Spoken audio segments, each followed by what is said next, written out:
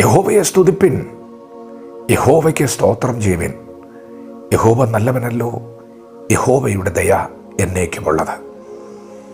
യഹോവയുടെ വീര്യപ്രവൃത്തികളെ ആർ വർണ്ണിക്കും? യഹോവയുടെ സ്തുതികളെ ഒക്കെയും ആർ വിവരിക്കും? ദൈവത്തിൻ്റെ മാറ്റമില്ലാത്ത വചനം ശ്രദ്ധിക്കുന്ന പ്രിയപ്പെട്ടവരെ, യേശു കർത്താവ് ഈ ഭൂമിയിലായിരുന്ന സമയത്ത് തൻ്റെ അടുക്കൽ വന്ന രോഗികൾ സൗഖ്യമായപ്പോൾ യേശു കർത്താവ് അവരെ സൗഖ്യമാക്കിയത് അവർക്ക് ചെയ്ത വിടുതലുകളെ അവർ അവരുടെ പട്ടണത്തിൽ വിളിച്ചു പറയാൻ തുടങ്ങി. ശമരിയ പട്ടണത്തിൽ വന്ന ശമരിയ സ്ത്രീയോട് യേശു വചനം പങ്കുവച്ചപ്പോൾ അവൾ ആ പട്ടണം മുഴുവൻ ഓടി നടന്ന ദൈവത്തെക്കുറിച്ച് പറഞ്ഞു. ഇന്ന് പകൽ എത്ര പേർ യഹോവയുടെ വീര്യ പ്രവൃത്തികളെ വർണ്ണിക്കും? അത് വർണ്ണിക്കാനുള്ളതാണ്, അത് വിവരിച്ചു പറയാനുള്ളതാണ്. അത് നിങ്ങളുടെ അനുഭവമാണ്. നിങ്ങളും അതിൻ്റെ അകത്തുണ്ട്.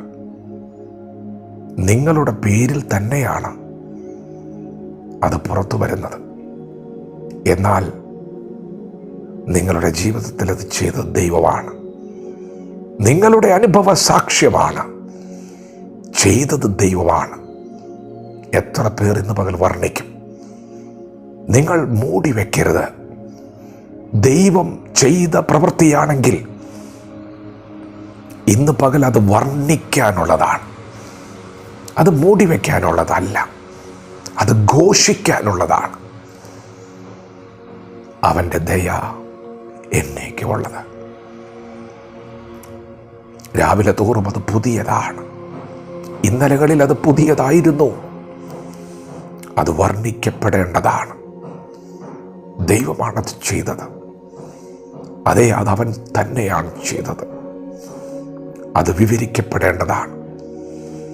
നിങ്ങളുടെ കുടുംബത്തിൽ, നിങ്ങളുടെ ദേശത്തിൽ, സഭയിൽ നിങ്ങളത് വർണ്ണിക്കാൻ ഇന്ന് പകൽ ധൈര്യം കാണിക്കണം.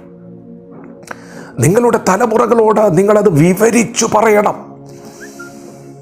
അത് വിവരിച്ചു പറയാനുള്ളതാണ്. സമയമെടുത്തു പറയാനുള്ളതാണ്.